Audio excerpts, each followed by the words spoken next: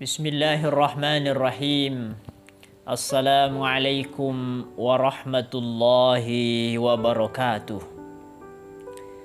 Alhamdulillahilladzi ja'ala nabiyyahu sayyidana Ibrahim khalila wa ja'ala dzurriyyatahu lilmuttaqina imama.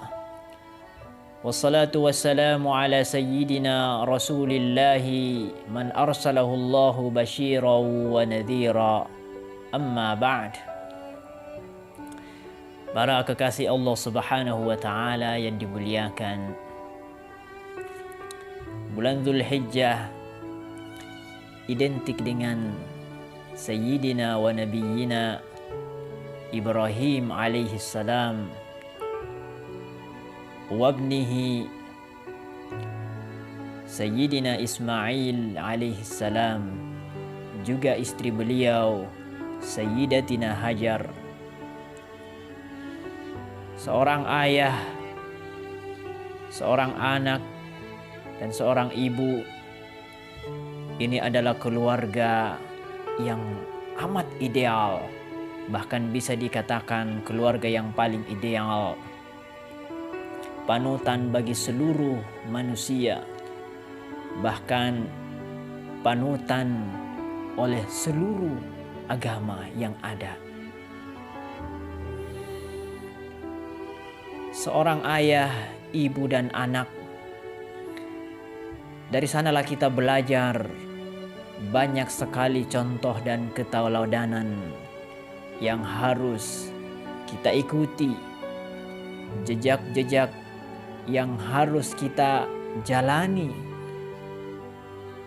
Karena itu pada kesempatan ini kita akan memotret keluarga yang amat ideal ini untuk kita jadikan sebagai teladan dalam kehidupan ini, khususnya kita sebagai umat Rasulullah wa Nabiyyina sallallahu alaihi wasallam. Kita lihat Sayyidina Ibrahim alaihi salam, terlalu banyak keteladanan, sifat-sifat yang harus kita ikuti dari beliau. Antara lain adalah kecintaannya kepada Allah Subhanahu wa taala. Beliau terkenal dengan gelarnya yang amat agung, yakni Khalilullah, kekasih Allah Subhanahu wa taala. Kenapa beliau mendapat gelar sebagai kekasih Allah Subhanahu wa taala? Karena cintanya kepada Allah Subhanahu wa taala yang begitu dalam. Mana bukti beliau mencintai Allah begitu dalam? Lihatlah pengorbanannya. Anak sang buah hati yang amat dicintainya, yang lama dinantikannya, yang sangat disayanginya.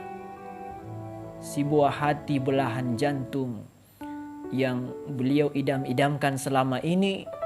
Tetapi kecintaannya kepada anaknya sama sekali tidak mengalahkan cintanya kepada Allah Subhanahu wa taala. Berbeda dengan kita atau kebanyakan kita. Jangankan cinta kepada anak, cinta kepada harta saja kadang-kadang mendahului atau mengalahkan cinta kita kepada Allah Subhanahu wa taala. Maka kita harus mengambil pelajaran dari Sayyidina Ibrahim alaihissalam, bahwa cinta kepada Allah Subhanahu wa taala tidak bisa dikalahkan oleh cinta kepada apapun, atau tidak bisa dikalahkan oleh apapun. Pelajaran kedua, keteladanan kedua dari Nabi Ibrahim alaihissalam adalah beliau sangat kuat dan istiqomah di dalam berdoa dan berharap tanpa sedikit pun rasa putus asa, yaitu ketika beliau berdoa meminta keturunan. Sejak pernikahan beliau sampai memasuki usia yang sudah sepuh atau sudah usia yang sudah terbilang tua, beliau tidak pernah putus harapan dari Allah Subhanahu wa taala. Beliau tidak pernah sedih, memohon dan terus memohon tanpa ada rasa putus asa untuk berharap diberi keturunan oleh Allah Subhanahu wa taala, hingga pada akhirnya Allah Subhanahu wa taala memberikan keturunan kepada beliau.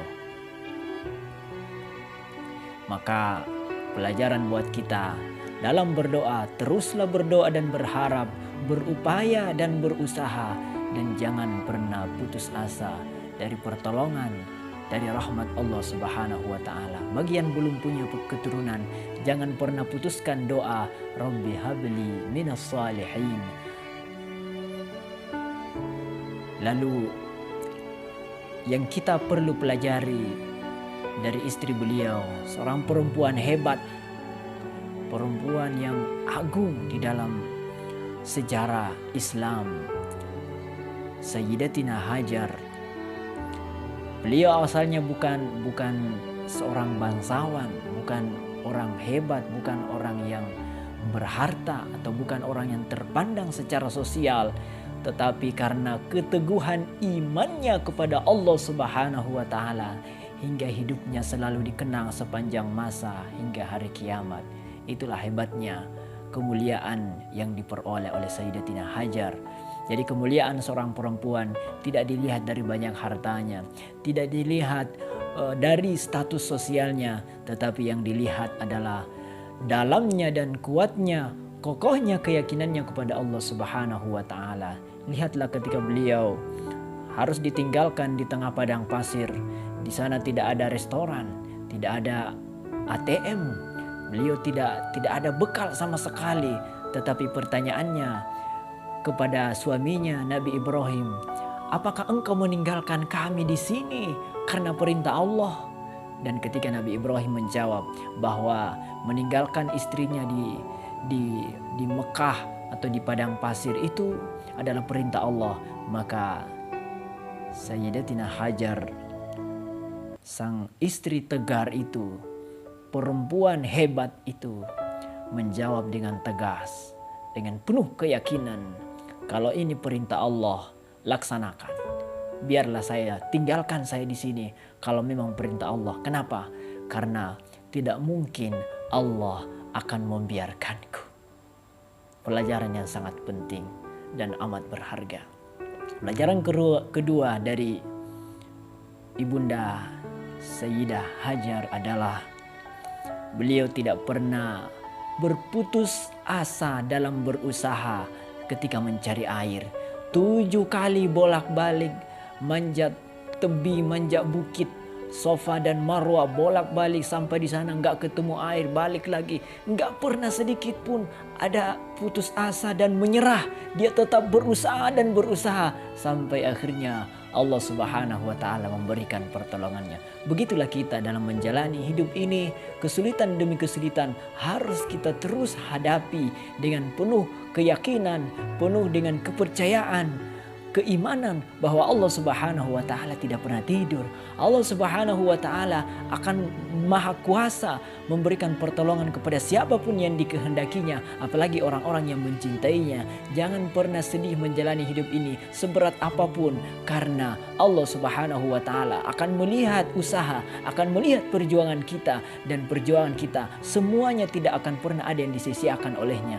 Teruslah berjuang apapun yang kita hadapi dalam hidup ini. Percayalah, Allah Subhanahu wa taala selalu dan senantiasa menyaksikan kita dan akan menghargai dan membalas seluruh perjuangan kita. Itulah makanya kesabaran dari Sayyidah Hajar alaihassalam, sehingga mengukir sejarah air Zam-Zam, lahirnya air Zam-Zam adalah sebab dari usaha, dari perjuangan, keteguhan iman seorang perempuan, seorang ibu, seorang istri yang hingga saat ini airnya kita bisa nikmati dan tidak pernah habis.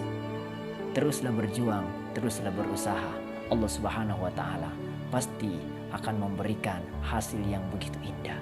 Terakhir, pelajaran dari Sayyidina Ismail alaihissalam, begitu yang masih muda, tetapi keyakinannya kepada Allah Subhanahu wa taala begitu tulus.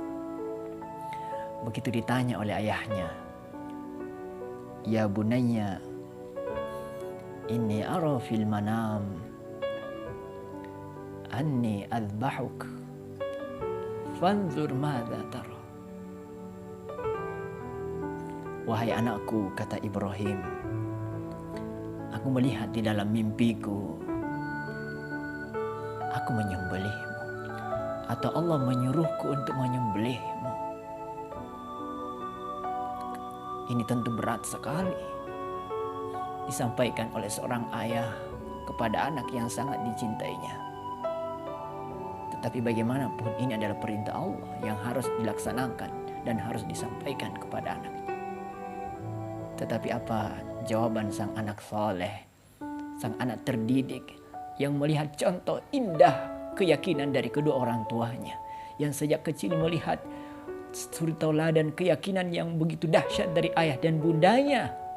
Apa jawaban Nabiullah Ismail alaihissalam yang masih kecil waktu itu, masih muda sekali, tetapi jawabannya bukan jawaban anak muda biasa, bukan jawaban anak sembarangan.